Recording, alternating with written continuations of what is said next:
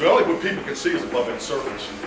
But what they can't see is the work that's been done. The root system is the know-how, the process, okay? Humility, the way you guys handle more than anybody in the city. One step at a time. Right? But the root system's in place. The root system's in place. It's week number 14 of this National Football League season, and welcome to another edition of the Mike McCarthy Show, powered by Reliant Energy inside the Globe Life studio here at the Star in Frisco. Bill Jones along with Cowboys head coach Mike McCarthy. It's the Cowboys and the Cincinnati Bengals this week, Monday night football, and coach, with the Monday night game coming off a Thanksgiving game. You had 2 games in 5 days, 2 wins. What's the rest done for this team getting back to work this week? Well, I think it's been very beneficial. I mean, I think number one, if you just look at our injury list, it's going down a little bit, but definitely I think it benefited everybody. Coaches included, support staff, but it was great for the players. You can see it in the first day back and the Wednesday practice. So, they're full of energy, and we're off to a really good week of prep.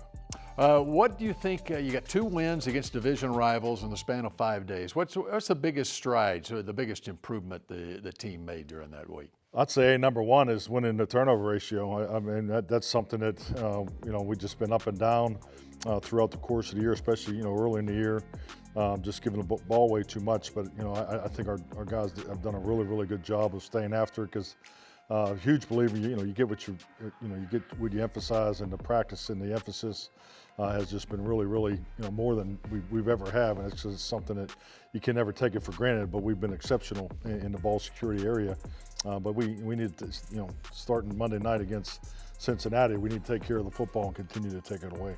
Another thing, Rico Dowdle had a 100-yard game on Thanksgiving, and coming off a game against Washington where I think he got 19 carries in that game, you're able, and part of that is the way the game plays out, getting carries in the second half of games, but you've been able to establish the run game a little bit more here. Yeah, definitely. I mean, the only thing that really probably held them back in Washington was the third downs. We weren't very good on third down that day, but I thought we did a really nice job against the Giants, particularly on third down, getting those extra sets of series, and really been able to stay committed to the run game. And Rico did an excellent job.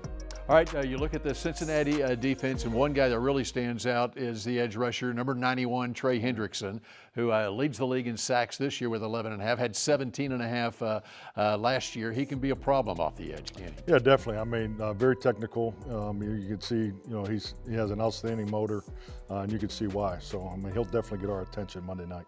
All right, when you look at the way things are going with your passing game right now, where do you see things with the return of Brandon Cooks last game, and we'll see where CD is this week with what he's dealing with, but the possibility of getting Jake Ferguson back as well? Yeah, definitely. I just think, like anything, having Brandon back in a limited role last week was helpful, and had some key catches in the game, especially the last third down. But yeah, you want to get into that normal flow, get back to the way it was in training camp, coming out of training camp. So hopefully we can take a big step, in that direction with those guys coming back. All right, we're just getting started on this edition of the Mike McCarthy Show. Up next, it's David Moore of the Dallas Morning News. The Mike McCarthy Show, powered by Reliant, was brought to you by Blockchain.com. Invest like your icons with Blockchain.com. Ford, your North Texas Ford dealers. Ford is the best in Texas. Bank of America, the official bank of the Dallas Cowboys. And by Miller Lite, the only beer of the Cowboys.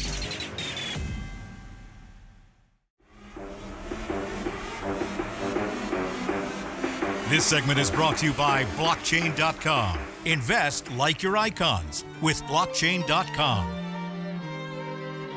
Oh, no way. No way. In the world of professional football, talent is measured in yards, touchdowns, victories, but true greatness goes beyond the game. It's about the impact, the legacy you leave off the field. And for the Dallas Cowboys organization, Cowboys right guard Zach Martin, the legacy is defined by his unwavering commitment to the community. From his work with the construction of the National Medal of Honor Museum, earning him a nomination for the Salute to Service Award for his work with the military and veteran community, to leading community service projects with the Dallas Cowboys and the Salvation Army, Zach Martin exemplifies the values of the Walter Payton Award. Thank you. Zach Martin, the Walter Payton NFL Man of the Year nominee for the Dallas Cowboys. As we welcome you back here to the Mike McCarthy Show, and our man of the segment is David Moore, the Dallas Morning News, SportsDayDFW.com. Let's talk about the news of the week, and of course that involves Zach Martin. Back on Thursday, as it's revealed that he's undergoing season-ending ankle surgery. Yeah, just the juxtaposition of that, the announcement of the Walter Payton Man of the Year nominee, which Dak Prescott won last year. And then within an hour and a half of that, Mike McCarthy announces that Zach Martin will indeed undergo season-ending ankle surgery, which leads to questions about his career. This is a career crossroads for him. But that's not on his mind at the moment. His mind at the moment is getting the surgery, getting his ankle right, getting away from the season, and seeing what the future holds for him. Only one offensive lineman in Cowboys history has had more Pro Bowl nominations than Zach Martin, and that's Larry Allen, and I think we all know where his bust is at the moment. Zach Martin will certainly have his bust in once the clock starts ticking on his Hall of Fame career. But he has a lot to work through here, and I do think this explains a little bit. The Zach Martin we saw this year was uncharacteristic as far as the consistency, the consistent excellence of performance that we have gotten used to over the course of his career. That was not there this year. When you're talking about an offensive lineman who can't get that foot in the ground and plant to push back against the defensive lineman, I think it answers a little bit of what we saw in his performance this year. You have dealt with Zach on a professional level throughout his career here. Being a first-round draft pick in 2014. By the way, he just turned 34 years old. What has he meant to this team, even forget about the play on the field, but in that locker room presence? Well, you talk about the leadership. He is a quiet, consistent presence in that locker room. He's not a vocal guy. He doesn't get in guys' faces. That being said, he doesn't back down from the way things should be done. He holds himself to a standard and expects everyone else to perform or at least to port themselves to that standard. And the more guys you have like that in the locker room, I really think it has an impact. Like we said, now this is a career crossroads. He's intimated earlier this could be his final season. He hasn't and shouldn't make a decision in this moment. That's not what that's for. But you turn to a guy who the club just moved on from this past offseason, Tyron Smith, who just found himself on injured reserve and now is facing some of the same questions that Zach Martin had, the basis of an outstanding offensive line for so long here. All right, you've been trying to pin down the head coach this week on what he will do to offset the high-scoring unsuccessfully, I should add, Cincinnati offense. And in just a couple of words, what would you do if you were calling the plays? Well, this is interesting because they've averaged 35 points a game in the Final Four. This Dallas team is currently constructed, doesn't appear built to win that sort of shootout. So you want to keep the game. It's about time of possession. It's about more methodical, time-consuming drives. That is their best template for winning or blueprint. That being said, I think you have to have some plays ready in case you get into a game that you don't want to be in, which is some big plays down the field, which we haven't seen this team make. It undoubtedly impacts your play calling and your formation going into the game. All right, David Moore, we appreciate it. Up next, Will McClay joins us here on the Mike McCarthy Show. This segment was brought to you by Blockchain.com. Invest like your icons with Blockchain.com.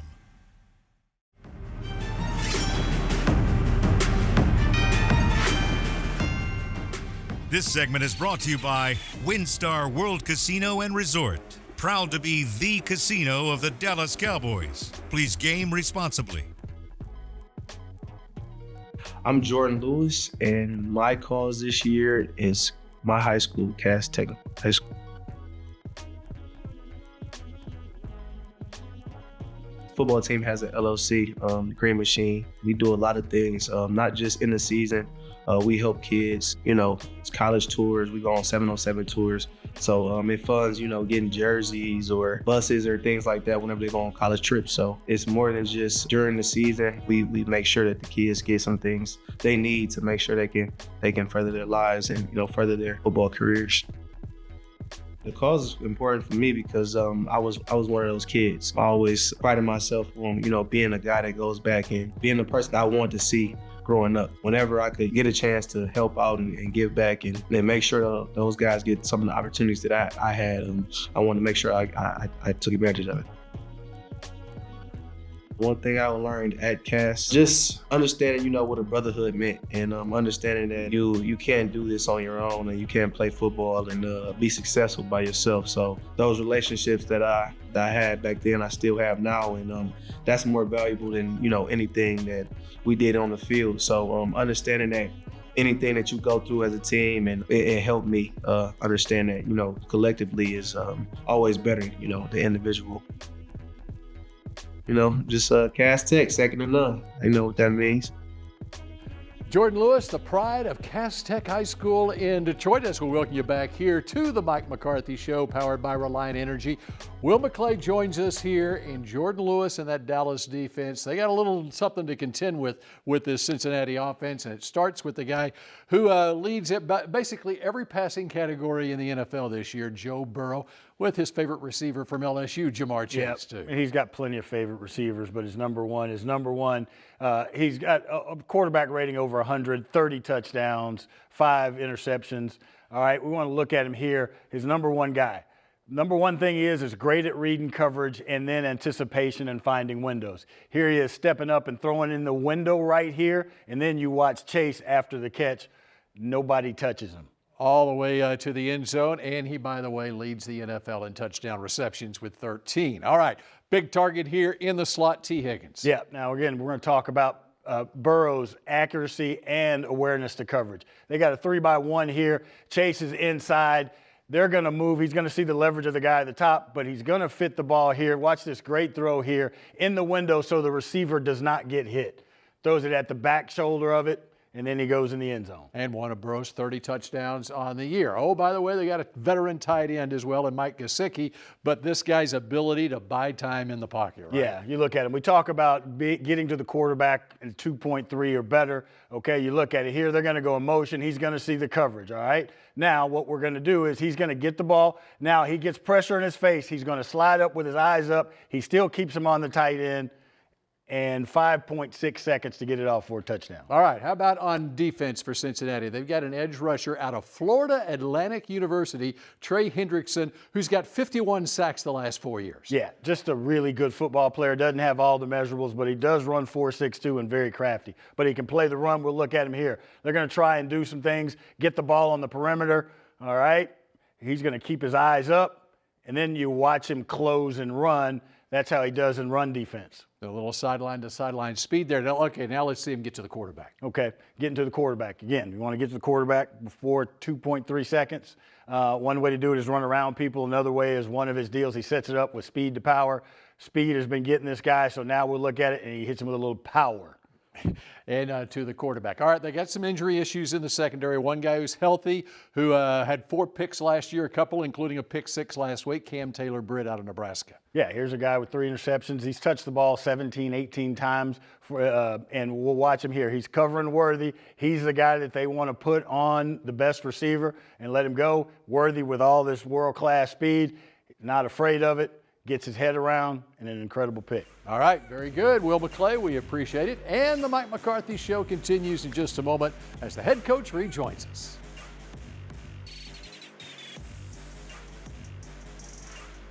This segment was brought to you by WinStar World Casino and Resort. Proud to be the casino of the Dallas Cowboys. Please game responsibly.